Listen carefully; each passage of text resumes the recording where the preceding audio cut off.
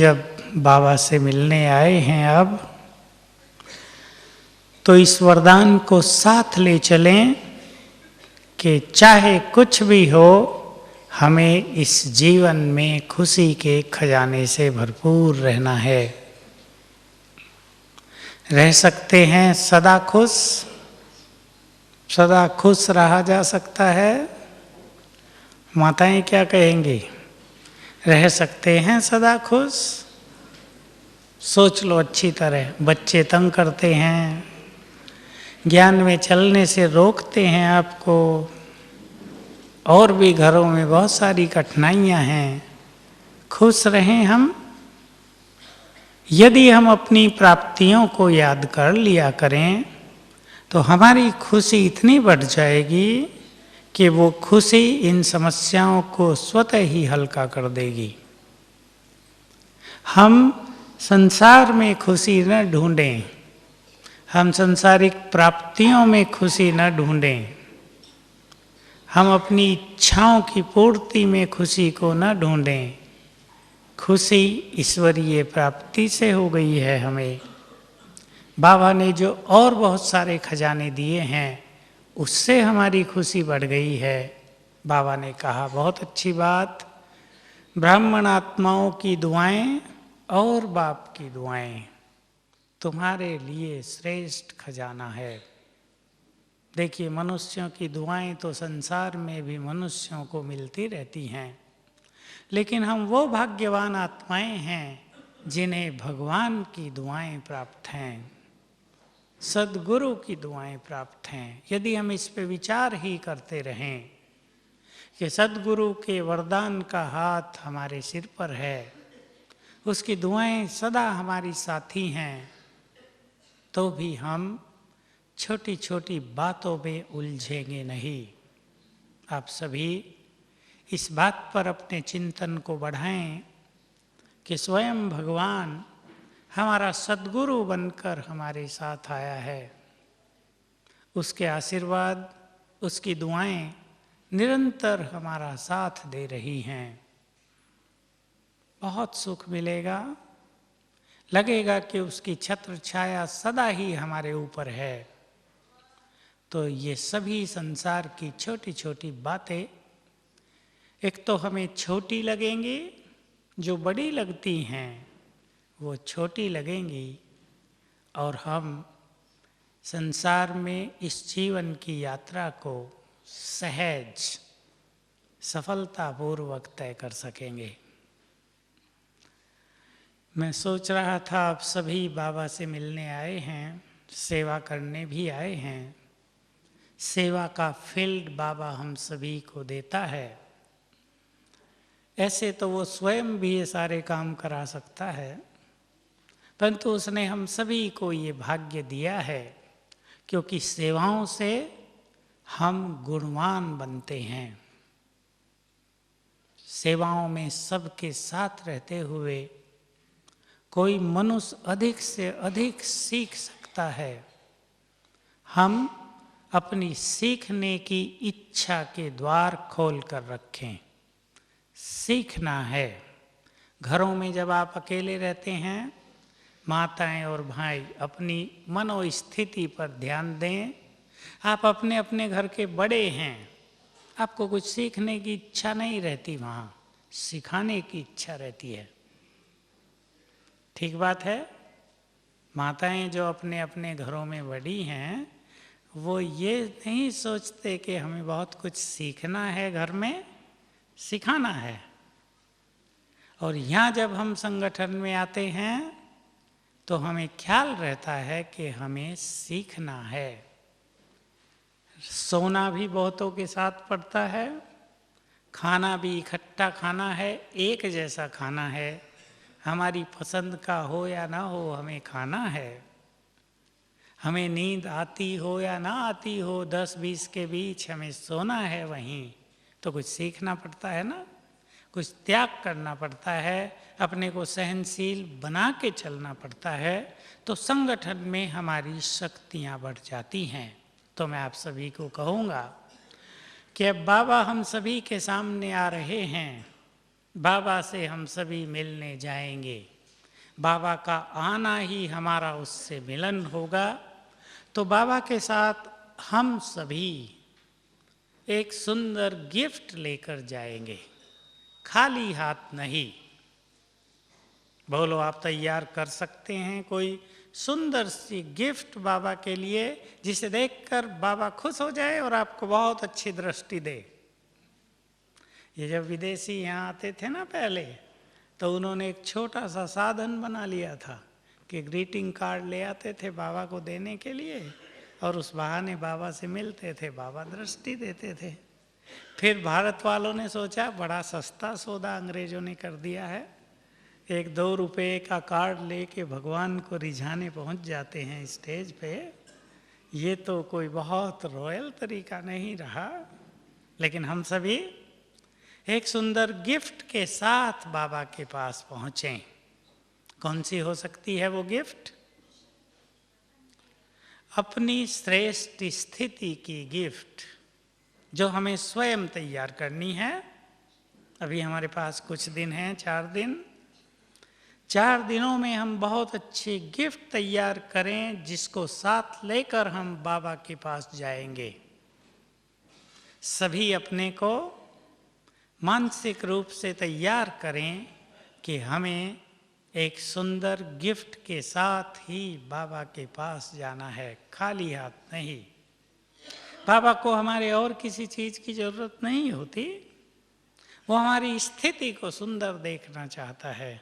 जैसे लौकिक में आप सभी माँ बाप अपने बच्चों के जीवन को अच्छा देखना चाहते हैं, वो अच्छे पढ़े लिखें, अच्छे बन जाएं, नाम रोशन करें। बाबा भी हम सभी को यही देखना चाहता है। तो हम अपनी स्थिति को ऐसा सुंदर बनाएं जिसे देखकर भगवान भी प्रसन्न हो जाए। अच्छा रहेगा, भगवान प्रसन्न हो जाए हमें देखकर और अच्छी दृष्टि दे दे। जब बाबा दृष्टि दे, सोचना है बाबा दृष्टि दे किसी को किसी विशेष फीलिंग के साथ। फीलिंग समझते हैं ना, कुछ देने के लिए। तो दृष्टि से सब कुछ दे देता है। मैं अपने अनुभवों से एक चीज कहता हूं कि संगम युग पर बाबा ने हमें गाइड किया है और हम सब उसकी आज्ञाओं का पालन करते हुए अच्छा पुरुषार्थ करते हैं, मेहनत करते हैं।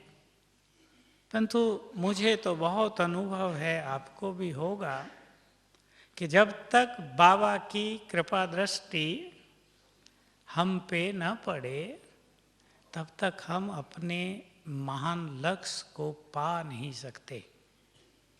क्या अनुभव है आपका? भले ही कृपा दृष्टि शब्द भक्ति का है, भक्ति में तो भगवान की कृपा दृष्टि पड़ती भी नहीं, फिर भी मांगते हैं। पड़ती है इस समय और हम मांगते नहीं हैं। भक्ति में और हम में ये अंतर है।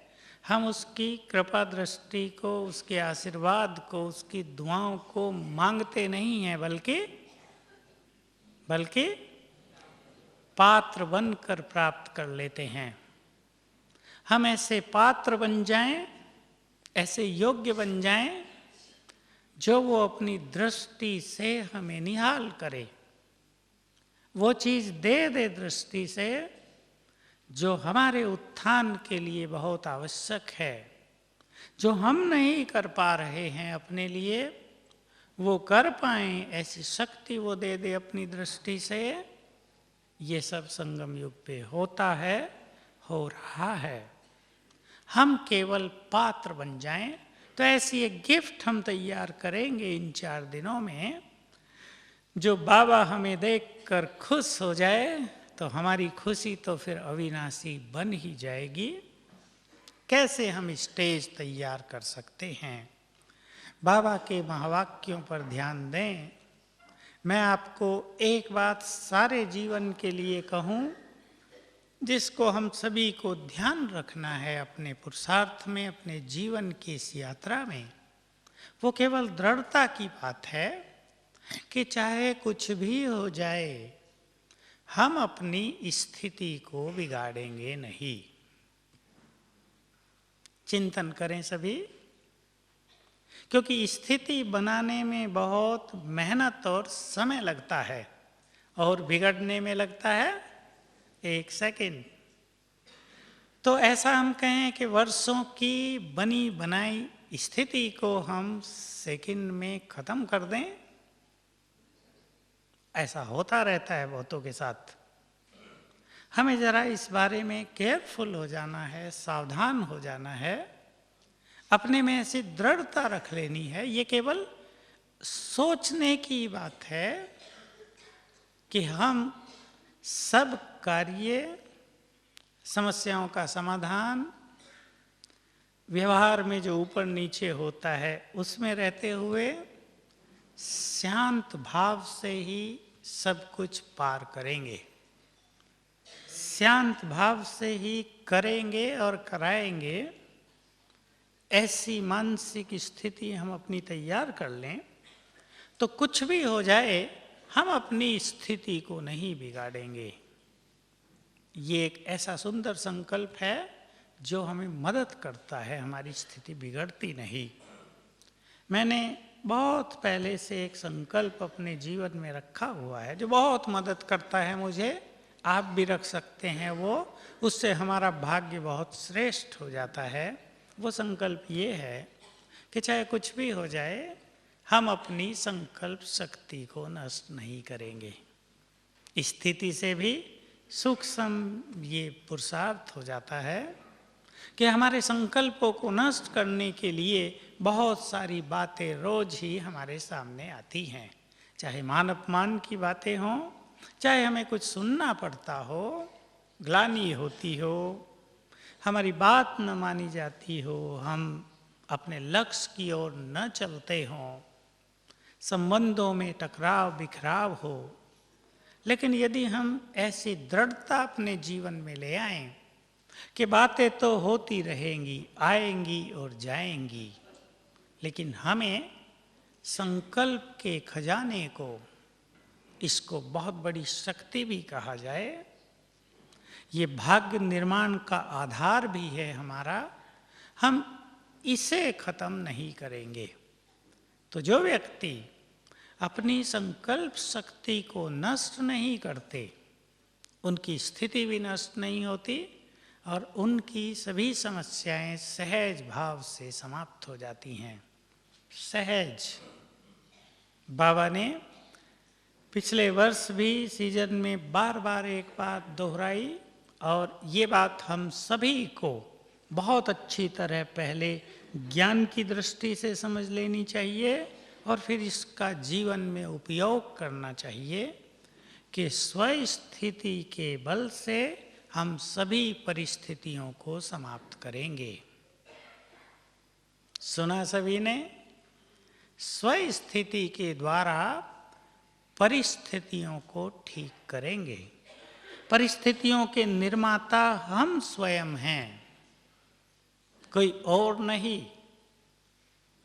जिन आत्माओं को बहुत अच्छा ज्ञान प्राप्त है वो समझ सकते हैं, जो समस्याएं हमारे जीवन में आ रही हैं, जो परिस्थितियां आ गई हैं, उन सब को हमने ही क्रिएट किया है। और वर्तमान समय किसी के निगेटिव संकल्प हों, कमजोर संकल्प हों, तो जैसे वो परिस्थितियों का आह्वान करते हैं। और श्रेष्ठ स्वस्थिति का साधन है स्वमान। स्थिति हमारी श्रेष्ठ रहे, योग के साथ उसका तरीका है स्वमान में रहना, ईश्वरीय नशे में रहना, हायर कॉन्शियसनेस में रहना, एक ऊंची स्मृति में रहना। जैसी स्मृति ऊंची होगी वैसी स्थिति महान बन जाएगी। तो आप अपने साथ अपनी इस यात्रा में इन दो बातों में दृढ़ता लाएं, विचार कर लें इन पर। न स्थिति को बिगड़ने देंगे और न संकल्प शक्ति को नष्ट होने देंगे। जो आत्मा अपनी संकल्प शक्ति को बचाने में समर्थ है वो बहुत शक्तिशाली है और आपको अनुभव होता रहेगा। यदि आप अपने संकल्प शक्ति को नहीं बिगाड़ते, यदि मन की स्थिति को नहीं बिगाड़ते, तो परिस्थितियां बिगड़ती नहीं हैं, वो सहज ही हल हो जाती हैं।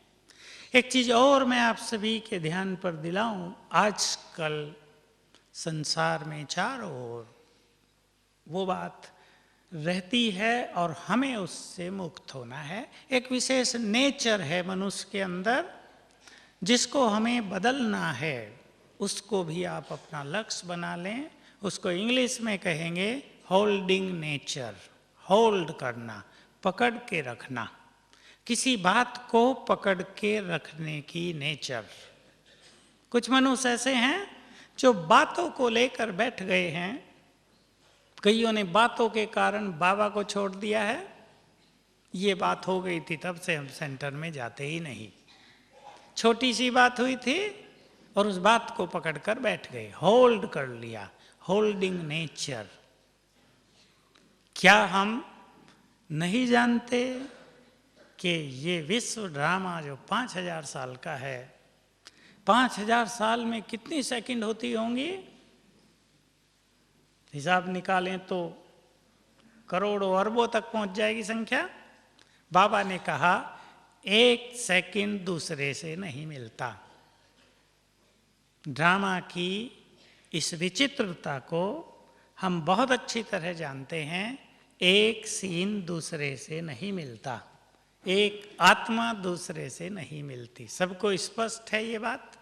ड्रामा चल रहा है, सब कुछ बदल रहा है, कुछ भी ठहर नहीं रहा है। हम उसे ठहराना क्यों चाहते हैं? हम क्यों पकड़ के बैठ जाना चाहते हैं एक बात को? इस व्यक्ति ने मुझे 10 साल पहले ये कहा था। 10 साल हो गए उस बात को पकड़ के बैठे हैं।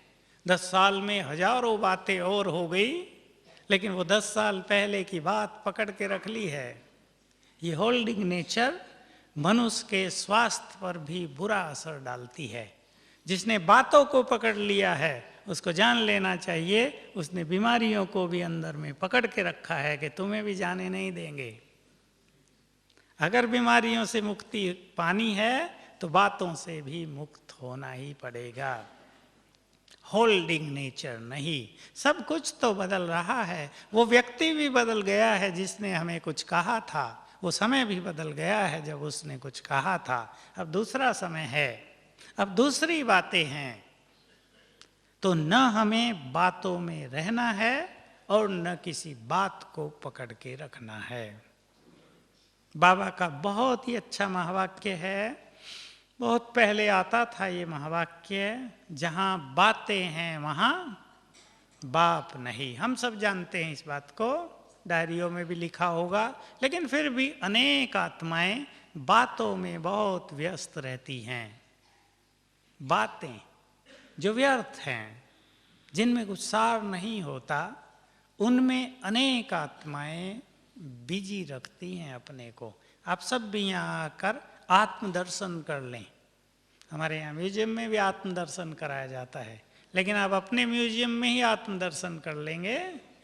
हम सबका जीवन भी एक सुंदर म्यूजियम है ना। आत्मदर्शन करें। हमारा समय बातों में बीतता है। बातें, व्यर्थ की बातें, अनावश्यक बातें। हमें बातें प्रिय हैं या बाप के साथ रहना? पूछने की तो बात नहीं इसमें। यदि बाप के साथ रहना है तो बातें प्रिय न हो। पूछ लें आप अपने से, हम क्या चाहते हैं? बातों में संगम युग को व्यतीत कर देना चाहते हैं या भगवान के मिलन के अनुपम सुख में? क्या चाहती है आत्मा? यदि सुख का निरंतर रस चखना है तो बातों के रस से स्वयं को हटा लेना है। ये अपने हाथ है। बातों से स्वयं को हटा देना कोई कठिन काम नहीं, बहुत सरल काम है, लेकिन अपने ऊपर है हम उसके महत्व को समझते हों। जिन बातों की हम चर्चा करेंगे, जिनके वर्णन में रहेंगे, जिनको सुनेंगे, क्या वो हमें योग युक्त होने देंगे? और उन बातों का कोई महत्व नहीं है। तो अननेसेसरी बातों से, व्यर्थ की बातों से हम प्रभु मिलन से दूर रहते हैं, जिस मिलन के लिए हमने हजारों साल इंतजार की थी। हमें अपने से बातें कर लेनी है इस तरह, इसको स्वचिंतन कहते हैं। संगम युग पर हम क्या प्राप्त करना चाहते हैं, अपने लक्ष्य को स्पष्ट कर लें। और ये सत्य बात है कि जो आत्मा इस संगम युग पर श्रेष्ठ स्थिति में रहती है, श्रेष्ठ चिंतन में रहती है, बाबा के मिलन में रहती है, उसके जीवन में कोई समस्या ठहर नहीं सकती। जो लोग आपको विरोध करते हैं वो जल्दी ही सहयोगी बन जाएंगे। जो आपका मार्ग रोकते हैं वो मार्ग साफ करने वाले बन जाएंगे, यदि स्थिति इस तरह महान हो तो इन बातों का हम सभी ध्यान रखेंगे। आप सभी अपनी इस यात्रा में संपूर्ण सुख प्राप्त करें, ईश्वरीय सुख। आप सब जानते हैं, हम भी जानते हैं, संसार में रह के हमेशा ईश्वरीय सुख प्राप्त करना बहुत कठिन काम है। लौकिकता का प्रभाव बहुत मनुष्य के ऊपर रहता है। आपको 10 दिन 12 दिन सेवा में आए हुए भाई बहनों को जितने दिन भी यहाँ रहने को मिलें, ये दिन अपने लिए हैं। सेवाओं के द्वारा भी अपना भाग्य बनाते रहें, तो साथ साथ स्वचिंतन, अच्छे अभ्यास के द्वारा सुंदर स्थिति की गिफ्ट भी तैयार करें। तो बाबा से मिलन के लिए गिफ्ट जो हमें तैयार करनी है, सभी ने सुन लिया है। बाबा के पास हमें सुंदर स्थिति की गिफ्ट के साथ ही जाना है। और ये अनुभव होगा, चाहे आप कहीं भी बैठे होंगे, बाबा का आना, उसके महावाक्य सुनाना हमारे लिए वरदान बन जाएगा। चाहे आप कहीं भी बैठे हों, कोने में बैठे हों, बाबा के महावाक्य आत्मा को रस से भरपूर करेंगे। और यदि ऐसे ही बाबा से मिलने चले गए, बहुत आत्माएं ऐसे ही बाबा से मिलने जाती हैं, आती हैं, भाई आए हैं बाबा से मिलना है, बाबा आएगा, हमें निश्चय है, भगवान आता है और पहुंच गए सामने। वो केवल एक फॉर्मेलिटी पूरी करते हैं। बाबा भी उनसे फॉर्मेलिटी पूरी करता है और वो भी। प्रभु मिलन का रस भर जाए। भक्ति में हम जानते हैं, किसी सन्यासी ने, किसी भक्त ने यदि एक बार भगवान का दर्शन कर लिया हो, दर्शन कैसा होता है, क्षणिक, 5 7 10 सेकंड का, तो वो मगन हो जाता है कि भगवान को देख लिया है। बस आंखें भी तृप्त, जीवन भी तृप्त, मन भी तृप्त। और हम भगवान से 4 घंटे मिलते हों और हम तृप्त न होते हों, तो ये फॉर्मेलिटी हो जाती है। केवल हमें तृप्त होना है अच्छे चिंतन के द्वारा। तो पहला अभ्यास करेंगे सभी। मैं आपको एक छोटा सा स्लोगन जैसा दे देता हूं, सभी उस पे ध्यान देंगे तो बहुत अच्छा होगा। वैसे तो पूरे जीवन के लिए है वो। जब हम इस संसार में देखें, नीचे देखें, तो हमें सभी चमकती हुई आत्माएं दिखाई दें, और ऊपर देखें तो सर्वशक्तिवान दिखाई दे, और कुछ न दिखे। आप यदि ऐसी धुन लगा दें यहाँ 1 हफ्ता कि नीचे देखना है तो केवल चमकती हुई मणियाँ, और ऊपर देखना है तो ज्ञान सूर्य शिव बाबा। बार बार इसकी प्रैक्टिस करें। जिस भी सेवा में आप हैं, सामने देख लें अपने चमकती हुई मणियाँ, फिर ऊपर देखें सर्वशक्तिवान अपनी शक्तियों की किरणें हमारे ऊपर डाल रहा है। थोड़ी थोड़ी देर के लिए, 10-10 सेकंड के लिए, घंटे में 2 बार करें। सिंपल बात है, लेकिन ध्यान देना है। और ध्यान वही दे सकते हैं जो बातों में न रहें। बातों में रहेंगे तो ये ध्यान देना भूल जाएगा। दूसरा अभ्यास करना है स्वयं को स्वमान में स्थित।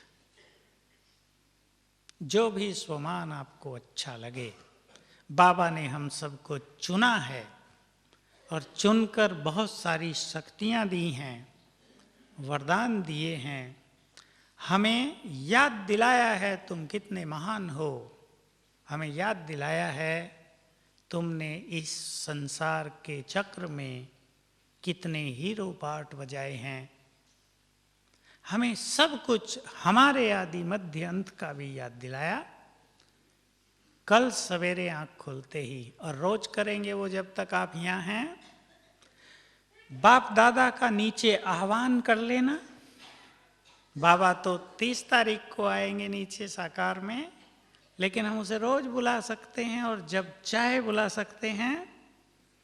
फील करना कि बाप दादा हमारे सामने आ गए, सदगुरु हमारा है, वो फ्रेंड है, और उसने अपना हाथ मेरे सिर पर रख दिया। विजन बनाएं, आप अभी बनाएं, सदगुरु ने अपना हाथ मेरे सिर पर रख दिया और हाथ से निकलने लगी अष्ट शक्तियों की रंग बिरंगी किरणें, जो आत्मा में और सारे शरीर में फैलने लगी। 1 मिनट तक बाबा का हाथ अपने सिर पे रखा लेना। आ गया है ना? बहुत सुखद फीलिंग होगी। सवेरे आंख खुलते ही आत्म जागृति हो जाएगी। लगेगा कि बाबा की शक्तियां मुझ में समा गई हैं। हमें लगने लगेगा हम बहुत शक्तिशाली बनते जाते हैं। अपने को हम कमजोर नहीं देखेंगे।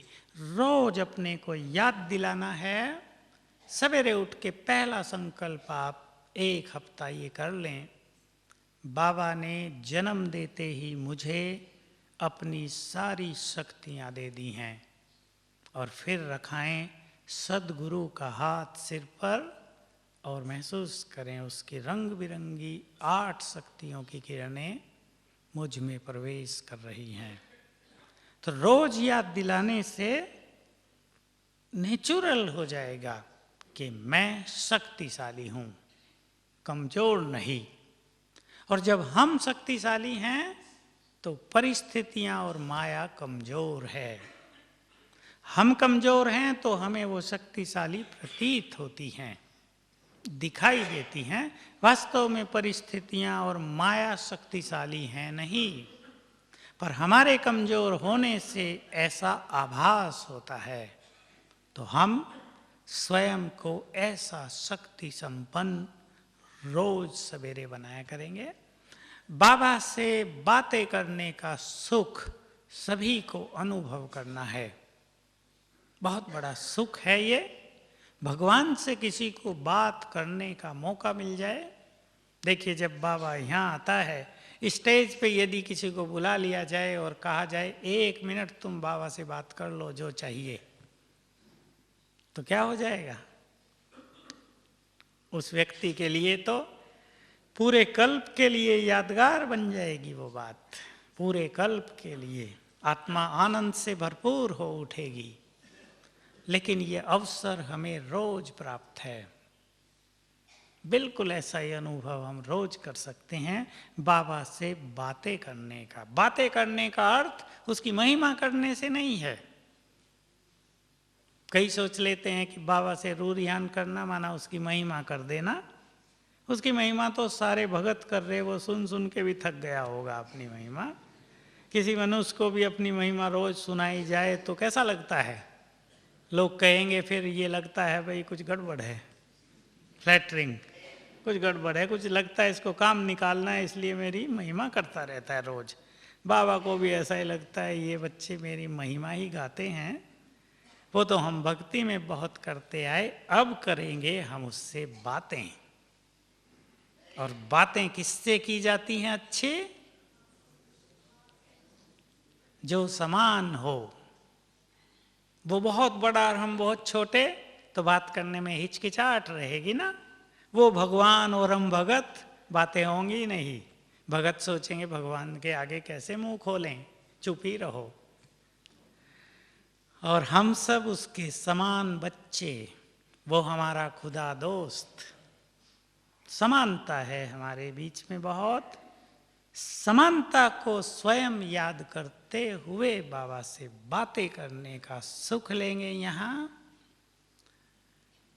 इस तरह हम तैयारी करेंगे। तीसरी प्रैक्टिस एक बहुत सुंदर और सिंपल योग की प्रैक्टिस है, जिससे हमारी एकाग्रता भी बहुत बढ़ जाती है और हमें सुख भी मिलेगा। सवेरे भी कर सकते हैं, दिन में भी, शाम को भी, कर्म में भी कर सकते हैं कि मैं आत्मा यहाँ से चली, बाबा के पास पहुँची, बाबा को टच किया, उसकी शक्तियाँ मुझ में समा गई, मैं आत्मा वापिस इस शरीर में आ गई।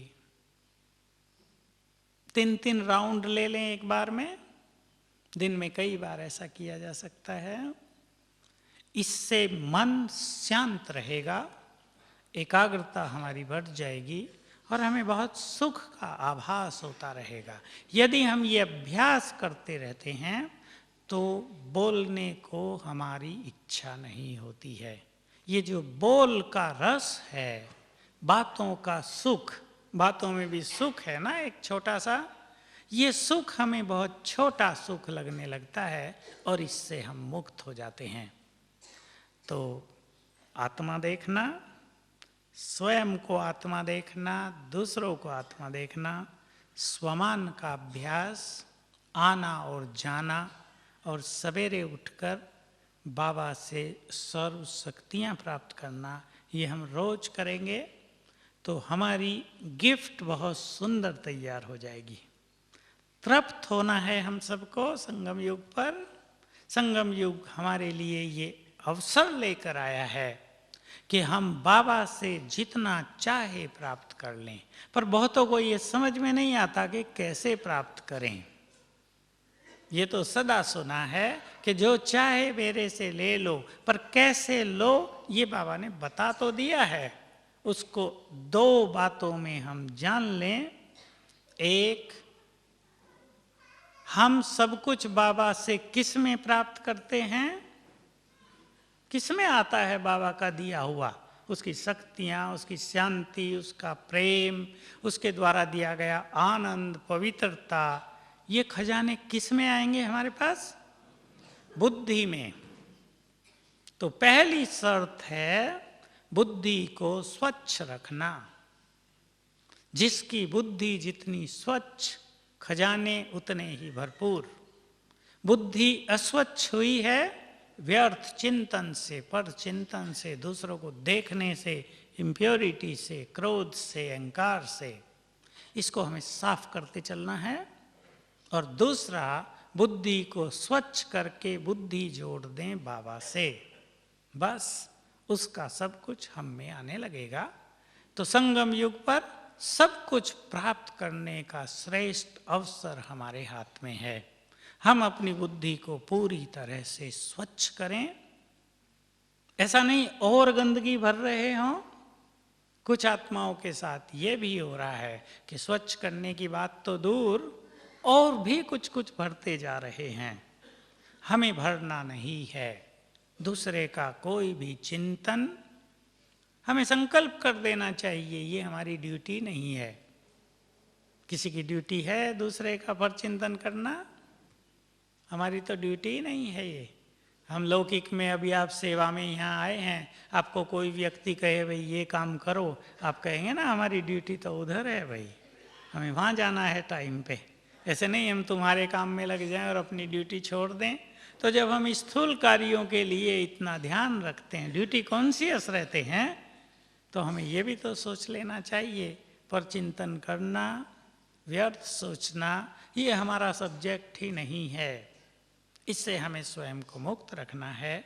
इस तरह स्वयं से बात करते हुए आप सब मधुबन की इस यात्रा में अपने को तृप्त करके जाएं। तृप्त बहुत अच्छी स्थिति है, तृप्त स्थिति, अतृप्तता न रह जाए। जो कुछ पाने की इच्छा है, केवल ये कहने से तो काम नहीं चलता, पाना था सो पा लिया, वो तो बाबा को पा लिया, उसकी खोज समाप्त हो गई।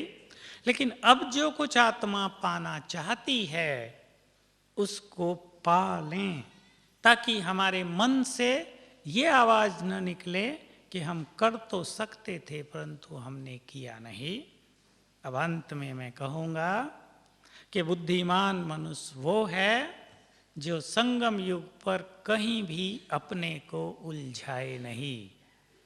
उलझन आप समझते हैं, कहीं भी अपने को जिसने उलझा दिया, ये उलझन मकड़ी के जाल की तरह है जिसमें मनुष्य स्वयं उलझ जाता है। ये चक्रव्यूह की तरह है जिसमें प्रवेश तो कर लेता है पर निकलना नहीं होता है। बुद्धिमान समझदार वो जो सहज भाव से हर उलझन से पार होता चले, न कहीं ठहरे न कुछ पकड़ के रखे। तो सभी गिफ्ट तैयार करेंगे बहुत अच्छे। फिर कह दूं, ऐसा अपना स्वरूप बना के बाबा के पास जाएंगे कि हमें देखकर भगवान भी खुश हो जाए। भगवान राजी हुआ है हम पर। आप अब से और सोने तक और कल सवेरे उठकर इस बात को 10 बार याद करना, भगवान हम पर मेहरबान हुआ है, भगवान हम पे राजी हुआ है। कितनी बड़ी चीज है, किसी पर भगवान मेहरबान हो जाए सब कुछ दे देगा ना।